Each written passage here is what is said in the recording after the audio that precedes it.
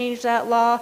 I want to tell you guys, these props is what they're called, and they're going to destroy everything if you continue to let them happen. And then you look at your Constitution and what happens to your Constitution potentially. You know, you guys can change your Constitution, but remember when we had Prop 207, does anybody know what that is? No, you don't, but you voted on it, and you know why you voted on it? Because it was on the ballot, but you didn't know anything about it. And what it does is it allows people to sit there and get, fat chances. Let's just slap them on the wrist and rehabilitate them. Well, I'm sorry, that doesn't work. It isn't working. It isn't working in the society that we live anymore because, unfortunately, it's still happening. And recidivism it's not being helped or curbed with this prop that was initiated by the people. And so that we need to do a better job by educating you guys and educating the people and making sure that they understand how important these initiatives are, these props are, or these constitutional changes. We don't want those things if they're going to make it to where lawmakers in the future can't work for you specifically. Thank you. Okay. So this was about the border, but we really addressed it early on. Now it's about drugs, which is the hugest problem. I agree. It is. It's a kind of a double-edged sword. I don't know if you remember back about, 6 years ago when Doug Ducey was the governor, he held a special session on the opioid because Washington was throwing money at it, right? So it had to become something that, politicians could give away. But what happened when he did that? And that's where the idea that Mojave County had the most drug addiction is because they counted the pills. Well, what's our demographic? They counted how many pills were given out, and that's how they came up with Mojave County being the worst. So what happened is Mojave County has a very poor, older demographic, and they need opioids to get up in the morning. My husband was one of them. He passed away in 2018. He couldn't get out of bed. So like anything the government does, right, the people who are using it correctly are the ones that are punished. And I think all of you here know somebody who really got hurt that way. You went to the supermarket, you went to the drugstore, and you were treated like you were a drug addict. Because that's sort of the atmosphere. We have to get rid of that. We have to understand that these drugs have a purpose. Fentanyl, fentanyl really is a cancer drug, and it has a purpose too. But there's a reason now, and it's because of the border. You have to ask yourself, why aren't they closing the border? Everybody knows this is where they're coming from. Mojave County, the sheriff says, this is the biggest problem. We have the I-40 corridor, and it's coming in, and they don't stop it. You have to say this, the federal government is just working against us. So that's why it's important, back to the beginning, that we put new people in, hopefully. President Trump was a very big advocate on addiction. He had a brother who was an alcoholic. And I went to a couple of summits in Washington with him, and he did great things. And as soon as he left, they changed it, right? So one of the things I do, I'm very active in the recovery community, and we are putting together a reentry program, and it's something the whole state's going to do. And it's the carrot and the stick. When people get arrested, you just don't let them out and do, this is it. You want help, you have to do this. And it's been very successful. Recidivism in Yavapai County with this program has gone down 35%. And we were the next up. I'm proud that I brought millions of dollars into Mojave County for this program. It's being started up. It's actually in use right now, but it's going to be made even bigger. And we have to get treatment for people who want it. I see every day young women who have their babies taken away from them because they're born addicted. And so they test dirty, the babies are taken away. She worked for CASA.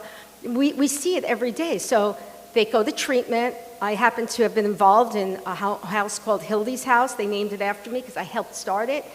And we have to all work together and admit that we have a problem. That's the first step. Okay, so I'd like to, no, that's not actually how some of these numbers get happening. So a year ago, I was at a conference in Phoenix talking about the statistics that are out there. So what's happening, because I was the coordinator for the CASA program, like I said, every child that was removed from a home, I instantly got a ding on my phone, an email came to me, I read through it because I had to read through every detail of what happened to this child. And unfortunately, because I didn't have enough volunteers, I couldn't put them on all the children. Because at that time in Mojave County, we had 530 children in the foster care system. This is an epidemic of mostly children that were exposed to drugs, either at birth, but not even at birth. What's happening is we have young kids, their families are doing crack and pot and everything else, so when the child gets removed, their THC levels or their crack cocaine levels are so through the roof, and they're 5 years old. So this is not just counting a pill and people that aren't taking their pills correctly. This is an epidemic that's happening to our children. And the other part is a lot of our teens, which is also the heartbreaking part, is getting more and more exposed to THC because people are now prescribing marijuana for them and their anxiety. Well, again, your brain isn't fully developed until at least 25 and up. Your brain is still doing so much. So when you put that amount of THC in a teenage kid that's in the foster care system, which is already struggling, which is already having a hard time, this is all you can tell. I'm very passionate about this. This is the reason I'm running.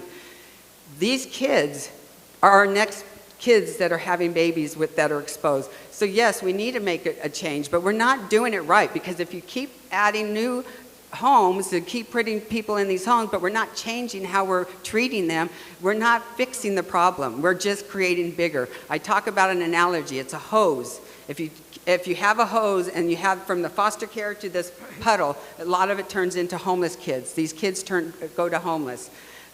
Government comes, they kink the hose because they're like, look, we're fixing the problem. But they're not fixing it. They're just kinking the hose, because the moment they let go, guess what? It stops, or the flow goes back. The only way you're going to fix the problem is get to these young people that are in the foster care that we need to treat. We cannot treat a child through the state programs until they're fully addicted to drugs. That is one of the bills I would like to change, because those kids need treatment before they're addicted, because we all know once you're addicted, it's so much harder to get off. Thank you. Ashley, 1 minute. I'm going to waive time in the essence of everyone else's time because it's almost 9 o'clock. Thank you. I just want to say we're talking about two different things. When I talk about when a baby is born and the mother tests dirty, the baby is taken away.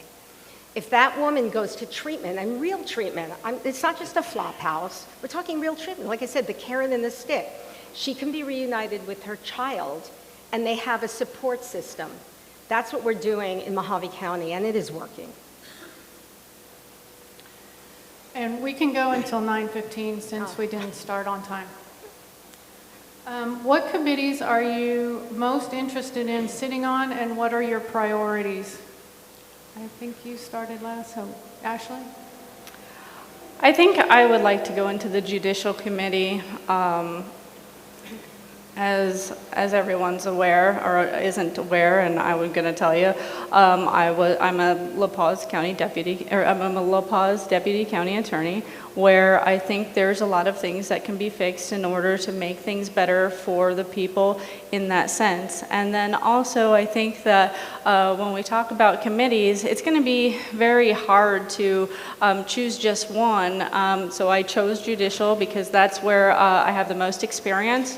I went to law school for 3 years, and I studied for the bar exam. I took the bar exam and became an attorney. I worked for Mojave County Attorney's Office for almost 3 years, and then I went on to La Paz County, and now I'm in private practice. So I think it's really in my passion, and I think that we can do a lot of things, changing a lot of things in that sense. There's a group called It's the Government, and I think that we're on the same page as this one. DCS is completely broken, and that's the committee that it falls under. I want to blow up DCS, Department of Child Safety. It's a mess. Foster care system, just like Kimberly talked about, we agree on this. It's a mess. We need to do something. It's gone on too long. We hear horror stories every day. Kimberly's told you a little. I see it every day. It needs to be addressed, and for some reason, the state just keeps doing along. They change, when something bad happens, right? We read it in the news, something horrible, horrific happens, and they just, they have oversight hearings, and they change the agency head, but they don't change what happens within that system. They don't change the culture. And the culture of DCS and these social services got to change. Can I add too, because she mentioned my name, I'd like to talk about that. First of all, I'm thankful that she's finally talking about DCS so strongly. Just so y'all know, over a year ago, in April of 23, I went to Leo. I had a spreadsheet of all the children that were in the system that were out of county. They were shipped somewhere else because we didn't have resources. Leo immediately contacted Hildy and said, hey, you want to talk to this Kimberly? She's trying to work this stuff out. He also mentioned, hey, would you be willing to go to the House of Representatives to talk to a group of people that can come on board with you and talk to you about what your ideas are? I said, oh my gosh, absolutely. Never had thought I would ever be doing such a thing. But children are my passion. It's been my passion my whole life. It got stronger in 2017 when I started getting more involved with the DCS stuff. So I'm very strong in it. 2 days before I go is the first time Hildy called me. I wasn't really thrilled with the comment that she gave me. I'm not going to go into details because it's my word against hers. I go into this meeting with this group of people. DCS is there. Brian, who runs sorry. But anyways, this has been a passion. This is the whole reason I'm running, because no one listened to me a year ago. I would not be running. I would not be running if they would have listened to me. If they would have just taken the steps to say, Kimberly, let's work together on this. So that's why I'm running right now. But let me go back to, so why I'm running for, that was just a go on. But I was blessed to have actually shadowed Sunny for 2 days in the Senate. So I saw the whole process, how it starts off in the majority, and then you go to committees before it even gets to the Senate floor. So I was lucky enough to watch this process. Well, I sat in on the Health and Human Committee. I know she talks about the government is about DCS, but there's a lot more that goes on in this committee. It's a toxic, because DCS was in this room while I'm sitting there watching the whole process. So I sat in there I was in there for at least 4 hours. There was some talk going on about kids and drugs and different things, and I literally text Sonny. I said, hey, Sonny, ask them this question, and he's right here to say, yes, he did. So I was so passionate the moment I walked in that room. I knew that's where I belonged. I felt that's where I belonged because I knew who was in there. I saw DCS in there because I worked with DCS. So I knew who they were. But there's other probably committees that do other parts for DCS, but this was for the health and human. The other reason I want to be in health, because I am an anti-vax. I am an anti-drug person. My son they tried to force drugs on my son in the 90s. In my 20s, I fought it. I said, you're not drugging my son. Now he's a Black Hawk pilot. So that tells me right there I did the right thing. But I was a 20-year-old girl in the 90s fighting do not drugs. I'm anti all of it. I believe if you want to do that for your body, please, by all means. But I'm a strong believer on fighting those, and I would be a fighter in that committee for those types of things. But I've also been in that room, so that's how I know. 30 Yes, seconds. I remember that meeting, and they called me because I am the person that they go to about what's going on in social services in Mojave County. If I remember correctly, Kimberly wanted some sort of home for these kids. Now, here's the problem. You can have all the passion you want, but if you don't understand the way the system works, the state does not reimburse for those kinds of things. So at the end of that meeting, there was a lot of people in that room. Nobody had any ideas because of the way the system is, right? Sonny wasn't there, but Leo was there. He said to me, because there is a house in Mojave County, and we tried to do it, but we couldn't get any traction with the state. So I tried, just because I didn't keep you posted on everything, but it went for naught because you have to know how to work with groups. You're not a lone wolf when you go in to get things done. You have to understand the way it works. You have to make the relationships with the people in the agencies. They have to trust you, and that's why I'm running, because I'm that person. Well, I was in that room. So I'd like to in that room, that's not how it all went down. The only thing that was talked about, and I did know at that time she was actually running for House of Representatives because she made sure everybody in the room knew that. And that bothered me because we were there for something different. And what was talked about, we were all going to all meet as a group, Leo, Hildy, all those were going to meet at the home in Queens Creek, Arizona. No one ever talked to me again. Nobody ever called me. And she recently said to me, why didn't you call me back? And I'm like, okay, well, I'm running now, so I don't need to call you back. That was kind of my thought. I literally left that place so frustrated because I was talking to people that didn't seem to care what I was talking about, more worried about what position she was going to run for. I knew it because she passed out her card to everyone but me, and everybody got that card. And this is the God honest truth. And I was so frustrated that when I got in my truck to drive home, I called a lady, her name is Mary Van Roy. She's a strong citizen in Lake Havasu who's been there before the bridge. And I said to her, why are we voting for this person? And that was when I said, I can't just let this go. So I made steps to move forward. Ashley? Let me just say, I am a product of the foster care system. My mother was one of the most major drug dealers in Mojave County when I was 11 years old. I woke up one night to not only officers, a bunch of officers, but also social service workers. And I got to tell you, although the system may be messed up, those women and men that work for that system, they do their very, very best to make sure that the kids like me had safe places to go. I went to a safe place in Tobacco and I stayed there while she did her time, and they actually reunified us, and it was a very important thing for me, because then when I was older, I was 14 years old, I was on my own. My mother moved away to Utah, and because I've been on my own since I was 14, I had a child at 15, and social services, they were so overloaded. I think that maybe my life would have been different. I mean, I like my life now, but at the time, my life would have been different had they brought accountability to the parents, the one that left me for 4 hours away. So just much thanks to the social service workers that work for the state. Thank you. You know, I'm not going to go back and forth. Obviously, our memories are different. I think it's all about perception. If you don't understand, you go there and things just don't happen that quickly. But I'm telling you, I understand what's going on in our district, and I'm the one that's going to represent you the best because I understand how it works. And that's so important. I know people don't want to hear it, but it's true. Real quick on DCS. Unfortunately, a lot of our teens nowadays are struggling because DCS has failed multiple children when I was working in the CASA program. So we do need to have a lot of work done in DCS. In a lot of departments. Yeah. The government, the mainstream media, academia, social media companies, the CDC, the WHO, and others were the biggest propagators and pushers of mis- and disinformation during the COVID pandemic. Many qualified and well-researched sources, including Dr. David Martin, have the evidence that the COVID-19 pandemic was a created attack on the world.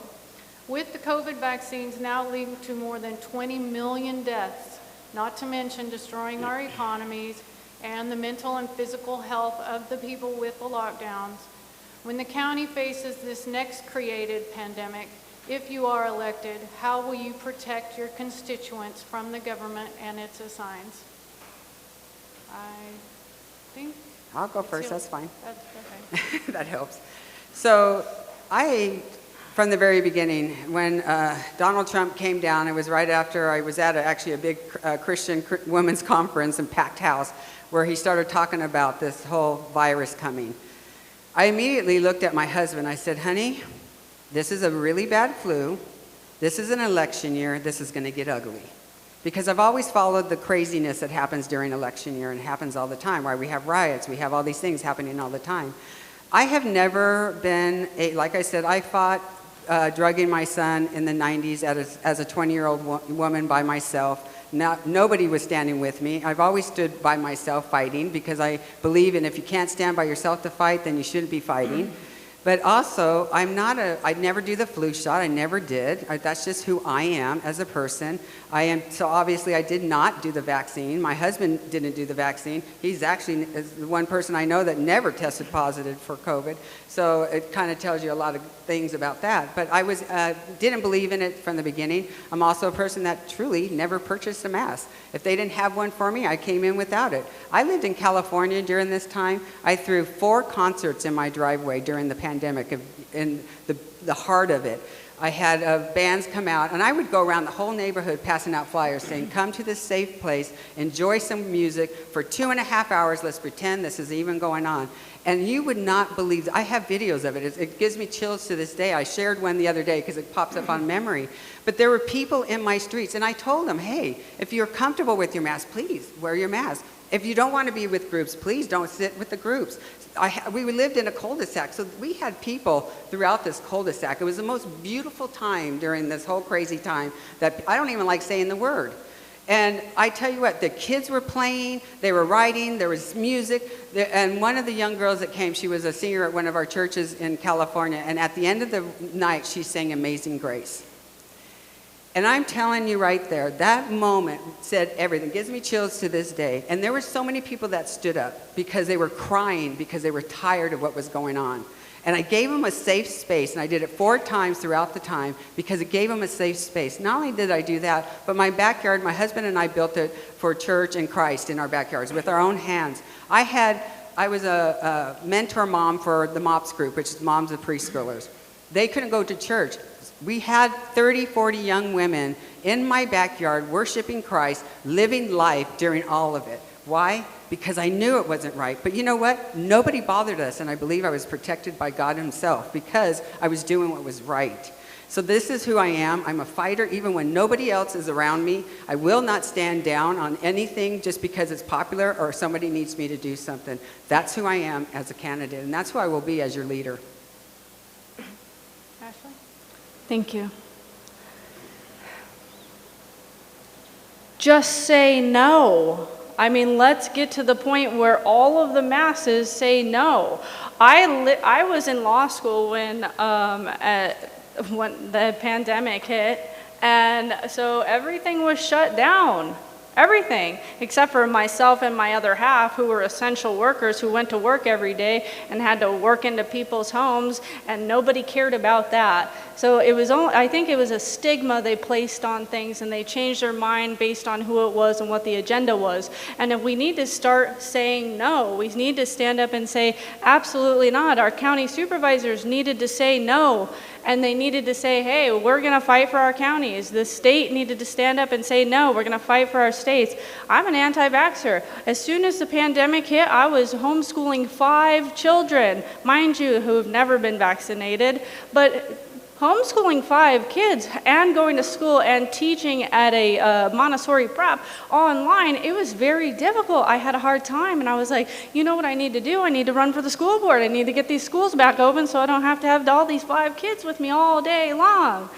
But that being said, I did do that. And you know what I did? I helped make sure that these teachers weren't talking to the kids about vaccines. It's none of their business. It's not anyone's business. That's a personal choice as to what you do with your own body. It's a personal thing, just like voting, right? We talk about everybody that's voting, all of these, who are you voting for? These are all very personal, important things to us. And so I can tell you right now, I will never step down to what they are trying to do. It's tyranny. What they tried to do, it's tyranny. They're still doing it today. And then we utilize this cognitive dissonance throughout our communities and our societies, essentially doing exactly as we're told, even though we know it's wrong. Stand up for what's right. And I woke up and I said, I'm going to stand up for what's right because that's what I need to do. I was called to do that, and I've been doing it ever since. And, you know, it pains me that our government really took us down this path. You know, I was in law school at that time, and you know what they did to me? They said, Ashley, unless you get the vaccine, we're going to have to take your enrollment and take away your FAFSA. And I said, well, then do that. You know what? My principles are so much more important than any degree, any government entity trying to bully me, or organization or agency trying to bully me. I will stand up. And I did do that, and I waited. And you know what? I graduated in my class, and I got to go to my graduation. But you know what I didn't do? Get vaccinated. I never was going to do that.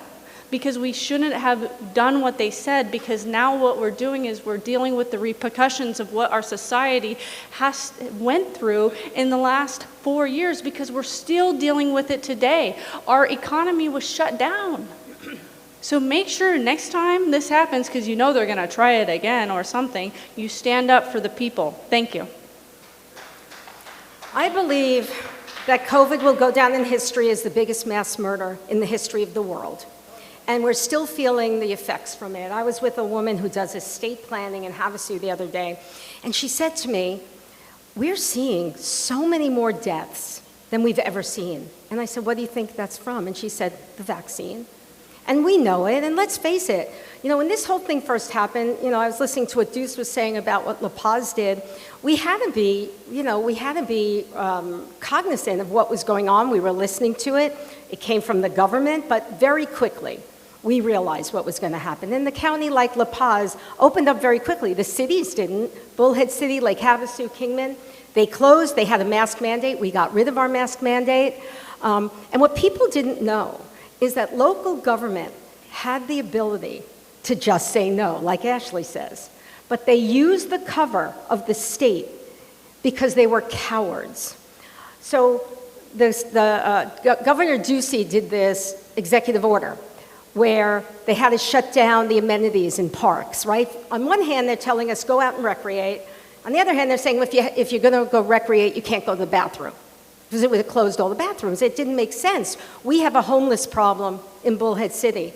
So it would have created a whole other health issue if they couldn't get into the bathroom. And so the mayor automatically shut it. I'm like, what are you doing? So I called the state, and I talked to the governor's people, and this is what he said.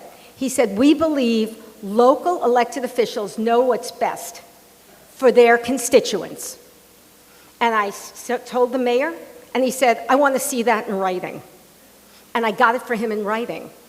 I'm going to tell you, a lot of it was because they were looking for cover, local elected. We didn't. We have a very conservative board. I'm proud of it. Did we make mistakes? Of course we did. When you're responsible for a whole county, it's not just about your personal thoughts, right? But it came soon aware. So to answer the question, no, if it happens again, but we know why it happened, and we're seeing the results of it. It happened, so what happened in 2020 took place. And now we have to live with the results of it. People's lives ruined. It was horrible. And so I don't think we would ever go down that road again. I just don't. We know too much. So last two questions. The SCOTUS recently ruled on the Chevron deference. The SCOTUS recent ruling on Chevron deference is a game changer in reducing bureaucratic overreach by the federal agencies. What are your legislative priorities to leverage this ruling with ATF, BLM, the Bureau of Land Management, EPA, USBR, DOT, and other federal agencies to benefit rural Arizona? You can go first. Okay. It's a huge problem, and it's never ending under Trump, the unelected bureaucratic agencies. Early on in my career, U.S. Fish and Wildlife came to Mojave. They didn't even come to us. We read about it in the newspaper, in the Vegas newspaper, that they were going to end a 50-year trout stocking program in the Colorado River. The problem with that is because we have a huge tourism and fishing industry, and that just can't happen. So I went to work. I put together the people that needed to work together to go to Washington. I testified in front of Congress, but they weren't listening because an oversight committee, and that's what we were, and that's what we testify in front of. And you've all seen it on TV, right? You see these oversight committees, and they shake their finger at the agency, and they say bad agency, and they hang their head, and then everyone goes away and nothing happens. So I went to Senator McCain at the time. He was the senior senator. I had to put my own feelings aside because that's what you do when you have to work together. And I said, Senator McCain, you have to help us. This is going to destroy our fishing industry. And he said to me, Hildy, I don't know what I'm going to do, but I promise you I'll do my best. And he did it. And we fixed it. And today the fish roam free, and it could have been a whole different story. But you need people who understand the relationships and need to put together people to get things done. You just don't do it on your own. And I learned that very, very early in my career. So BLM, and then we've got this whole public lands problem where the federal government wants to put these renewable energy things on public lands. And we have to fight that tooth and nail. I'm hoping that it's going to extend so long, and then we're hoping that the new administration, we're putting so much on the new administration, that he just gets rid of everybody. I think maybe he learned his lesson, right, Trump, and that he'll get rid of these heads of these agencies, because they're not your friend. People that are all the way in Washington making decisions for us, and they've never even been here. That's what I said to them. It's like you waking up one morning and looking outside, and all the national monuments are closed. And then when you get off the floor and say, how did this happen? You're told that people over in Arizona that never been to Washington, D.C. made that decision. I said, it's unacceptable and we can't have it. They looked at me like I had 3 heads because I'm just this supervisor from Mojave County. But you know what? I did it. Put it together and we won.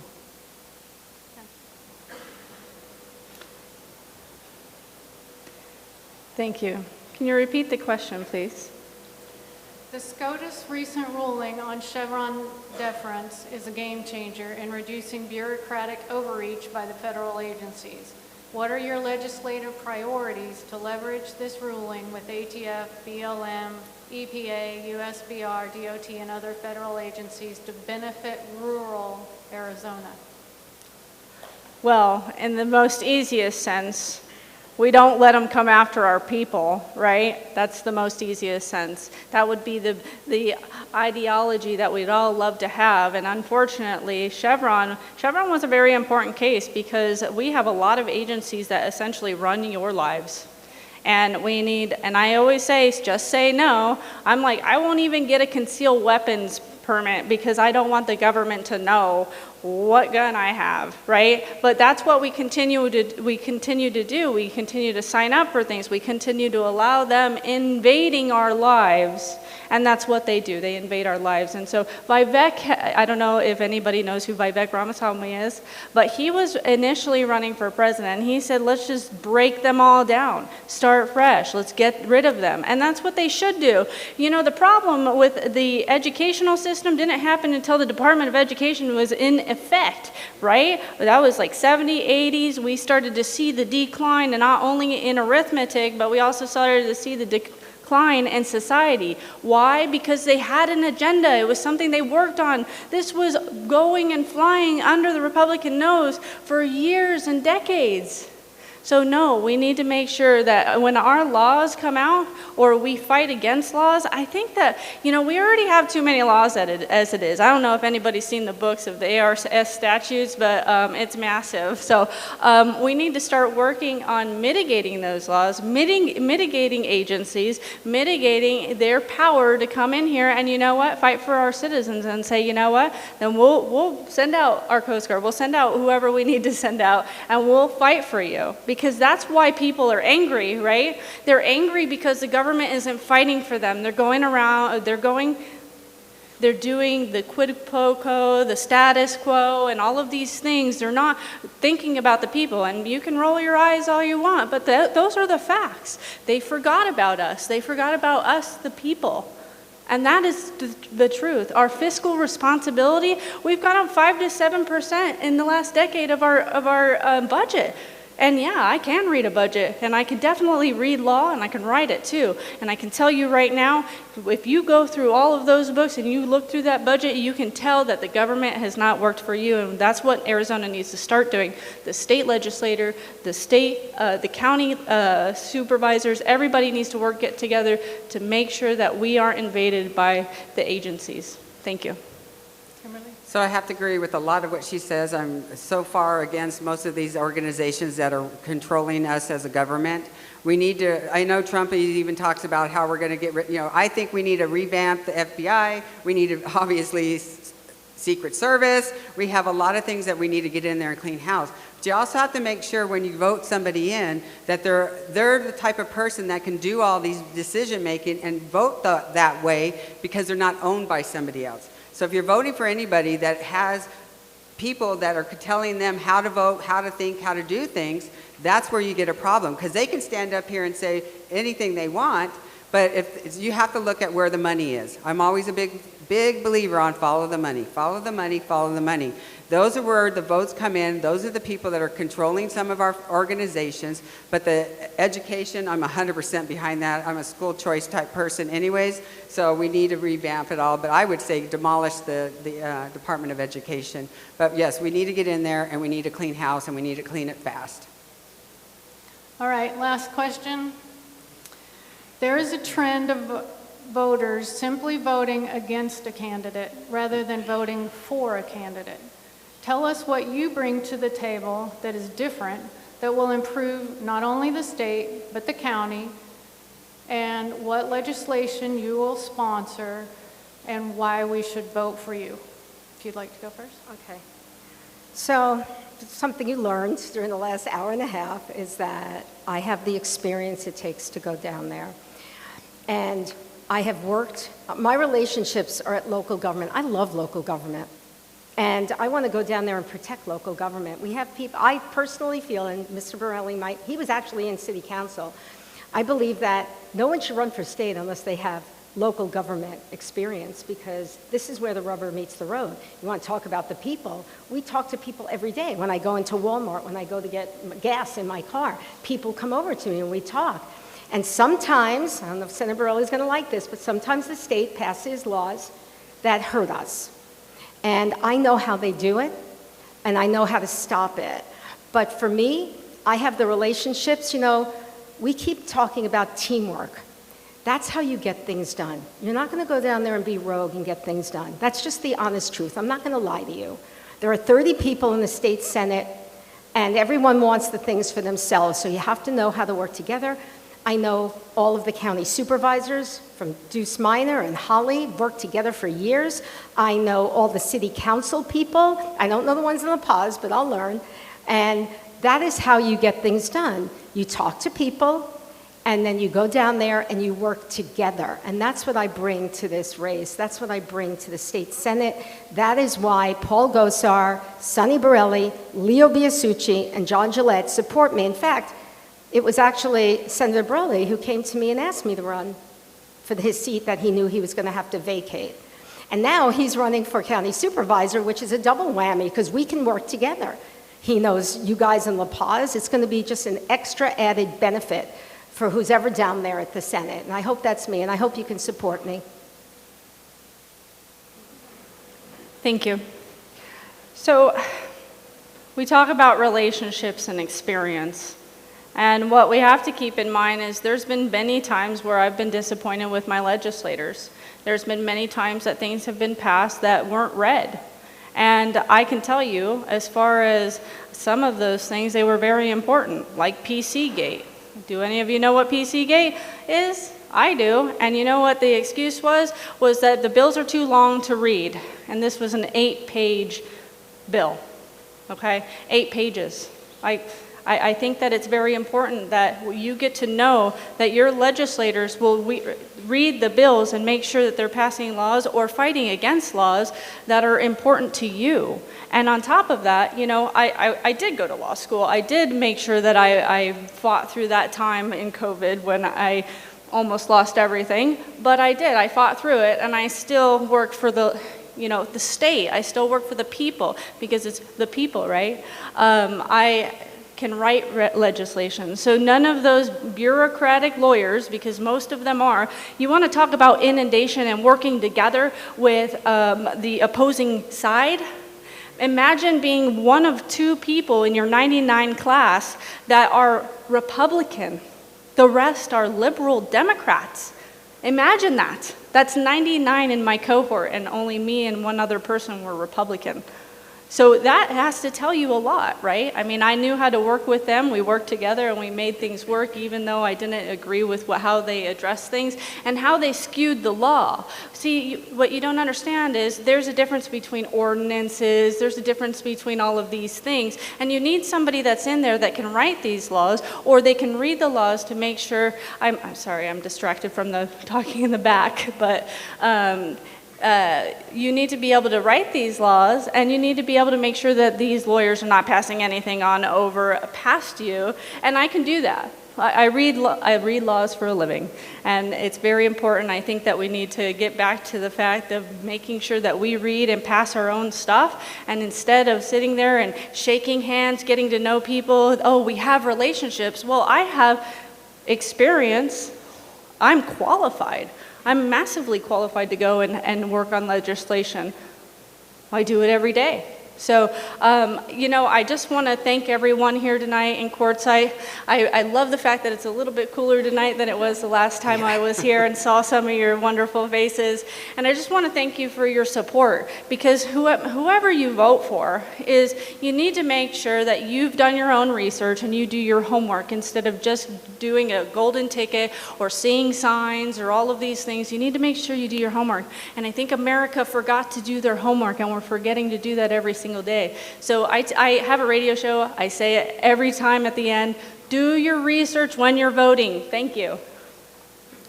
So I'm going to start off by the fact that I understand experience, I understand leadership. Again, leadership is the most important part of when you go to the next level, because leadership means that you're willing to work with people, you're willing to listen to people, you're willing to get things done for them. It's not about me. It's not about me going in there and say, oh, yay, I made it to state senate. It's about you guys. I decided to run a year ago for the people, for these children that are in the system, for all the people that are suffering. My husband and I are on a fixed income, so I understand that as well. It's tough out there. But if we don't also start helping our children grow and become better citizens, we are going to lose this country. So there's a big process of dealing with us as older people on fixed income and bringing up this new generation. That is a passion of mine. I have gone into this race with passion and desire to help the people. It has never been about who Kim is or what Kim does or what people that Kim knows or who endorsed Kim or who doesn't endorse Kim. It's been about what you guys want the whole time. I have been out there talking. I go to the people. I walk into the restaurants. I talk to the people because I care. So I'm going to go in there with strong leadership skills because I've had it most of my life. I'm going to go in there with the passion and desire to fight and work for you. And I'm going in there with the strength that I've already talked to you multiple times. You know, Ashley talks about her childhood. I ran the streets as a child. I dropped out of school as well at 16. I have struggled my life. And I have worked so hard to be who I am today. Why? Because I'm a fighter. And you need people that are willing to fight for you. And they don't need to be someone holding your hand to do it. I come into these things always by myself. I have never connected myself to anybody else. I talk to all parts of our people that are running and so forth, but I haven't connected. Why? Because I am building this for you. It's not about who political people that I'm hanging out with or political people that are in office. It's about what you guys want, what your needs are. That's it. So this is why you don't see me holding hands with anyone. I'm holding your hand, period. And so I hope to God, because God is my strength and God got me through this, I hope to God when you go to vote, you look at my name on the ballot and you circle it in, because I am going to fight for you, and I'm going to be honest with you, and I'm going to be transparent with you, and I'm going to do it in the way that you need me to do it. And that's why I hope and pray that you vote for Kimberly Zanon for your state senate. Thank you. Thank you all for coming. Thank you to the audience for being respectful. And if you have any questions for them, we'll be cleaning up for a little while. Feel free to capture them. Take out the papers and the trash.